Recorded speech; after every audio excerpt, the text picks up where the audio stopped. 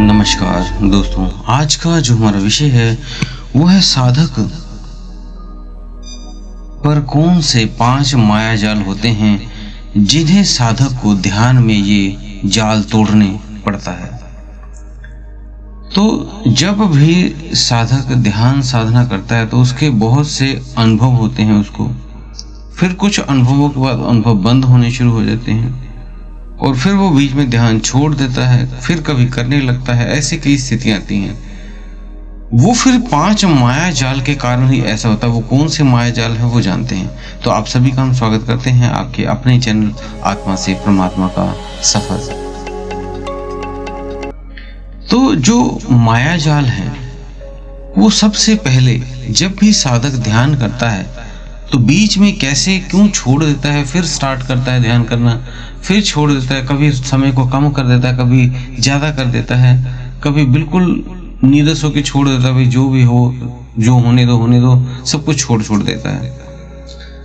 तो वो जो जाल है उससे सबसे पहला जाल जो है वो पिंड जाल है। पिंड मीन्स इस शरीर को पिंड कहा गया है और पिंड में आपके 5 इंद्रियां हैं जो भोग योग के लिए आपके काम आती हैं। जब आप उसे भोगों के लिए इस्तेमाल करते हो और जब ध्यान साधना करने लगते हो तब आपको वही इंद्रियां विचलित करती हैं। आपके कोई ना कोई एक चीज बढ़ा देंगी आपकी इंद्रिय। कभी आपको ऐसा लगेगा बहुत सुंदर सुंदर खाना खाना है, आपकी एक इंद्रिय को, ज्ञान इंद्रिय को बढ़ा देगा। तो यह आपकी भोग इंद्रिय को बढ़ा देगा। आपको या तो घूमना अच्छा लगने लगेगा, भी घूमते हैं एक जगह नहीं बैठ पाएंगे, या आपकी काम वासना बहुत ज्यादा बढ़ जाएगी। तो इस तरह से आपको इंद्रियों के भोगों में आपको वो अपनी तरफ खींचेगी ताकि आपका वो ध्यान सतर टूट जाए, छूट जाए और आप दूसरी चीजों में लगे रहो।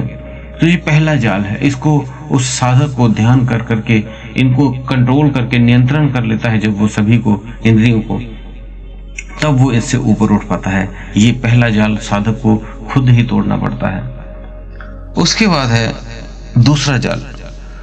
दूसरा जाल है जब साधक ध्यान साधना करता है तब उसे बीच में ऐसा लगने लगता है कि ये सारा संसार वो स्वतः ही है। वो ध्यान करते ही पूरी दुनिया उसे अपने जैसी लगने लगती है। उसका हार्ट चक्र जो है वो परेशान करता है उस स्थिति में।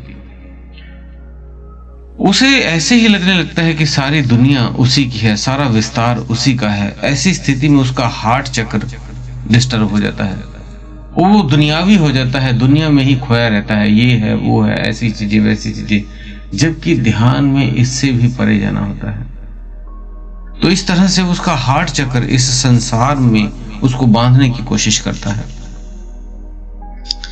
तीसरा जो महाजाल है उसे हम कहते हैं स्वस्थ आपका जाल। स्वप्न जाल आपको घेरे रखता है। जब भी आप सोते हैं तो आपको विभिन्न तरह की कल्पनाएं देगा। ऐसे करना है, वैसे करना है, यहाँ जाना है, वहां जाना है, और एक अदृश्य जगत में ले जाता है जहाँ पे आपका इस शरीर का कोई अस्तित्व भी नहीं होता।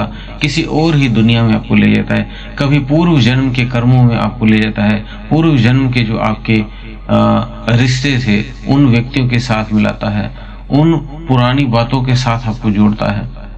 तो इस तरह से वो इस माया जाल में, सपने की माया जाल में आपको फंसाता है और आप उसमें फंस के सुबह जाके उठते हैं तो आप सोचते हैं क्या क्या हो गया था मेरे साथ, शुक्र है नहीं हुआ, या ये बहुत अच्छा हुआ, मुझे बहुत अच्छा लग रहा है।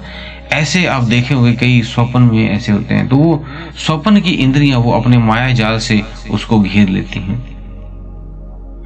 उसके बाद है आपका चौथा पॉइंट, चौथा जाल जो है आपका वो है काल का जाल।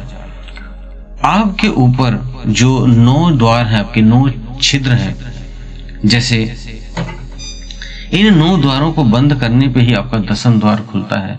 जैसे पहले गुदा द्वार जहां आप टूल पास करते हैं, आपका मूत्राशय, फिर उसके ऊपर अगर आप आते हैं तो उसके बाद आपका एक मुंह का छिद्र है, 2 नाक के छिद्र हैं, 2 आंखों के छिद्र हैं, 2 कानों के छिद्र हैं। ये 9 छिद्र आपके हो जाते हैं। ये 9 छिद्र आपको बाहरी मुखी बनाते हैं। कान आपको सुनने में, आंख अपने को देखने में, मुंह आपको खाने में व्यस्त रखती है, तो काम इंद्रिय आपको काम की तरफ ले जाती है। ये सभी आपको बाहरी मुखी बनाती हैं, ये सारे छेद। तो इन 9 छिद्रों को जब आप शांति से बंद कर लेते हो, ध्यान में बैठते हो, तो ये 9 छिद्र अपने आप ऊर्ध्वमुखी हो जाती है हवा, और ये ऑटोमेटिक सारे छिद्र बंद हो जाते हैं। आपका ध्यान सहस्त्रार पे चला जाता है। सहस्त्रार मीन्स आपका 10वां द्वार, जो बचपन में आपके जो छोटे थे तो बच्चों के आप देखते हो तालू होता है, वो आपका 10वां द्वार है वहीं पे। तो वही जब आप ध्यान करते हो तो वो दोबारा से 10वां द्वार जो बंद हो गया वो खुलता है। वही काल का जाल होता है। जब उसे आप भेदते हो, भेदते भेदते रोज ध्यान करते करते सहस्त्रार पे वो सारा आपका जो जाल है वो कट जाता है आपका सहस्त्रार का, तब आपका 10वां द्वार में प्रवेश होता है। अब उसके बाद भी एक शून्य का महाजाल है, जिसको हम महाकाल या महाजाल बोल देते हैं। इसमें आप जब 10वां द्वार पे होते हो तब आगे के सफर के लिए, 11वें द्वार के सफर के लिए आपको एक सदगुरु की जरूरत पड़ती है। इवन कि 10वां द्वार के लिए भी आपको एक सामान्य गुरु भी आपके लिए चलेगा, लेकिन जो आपका 11वां दरवाजा है, जो कबीर साहिब जी ने बोला है, एकादश खिड़की जानत संत सुजान, मतलब 10 और 1 11। तो वो जो 11वां द्वार का रास्ता है वो सतगुरु आपको बताते हैं कि उस रास्ते से आपको आगे का रास्ता तय करना है। तो इस महाजाल को, इस काल के जाल को आप काट के आगे बढ़ते हो।